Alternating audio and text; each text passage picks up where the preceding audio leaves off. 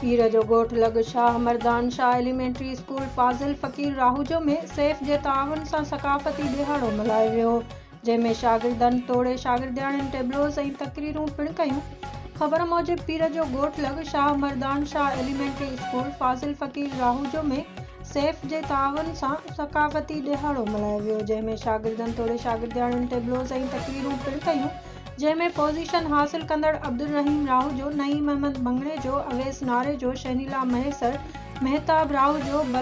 बलवशाह राहूजो समेत केतिरनि ई शागिर्दनि ऐं शागिर्दियाणियुनि खे इनाम ॾिना विया। ॿिए तरफ़ उस्ताद principal Mohammad Hussain घुमरो, wise principal अमीर अली राहूजो, उस्ताद मोहम्मद सिद्दीक़ मंगणे जो,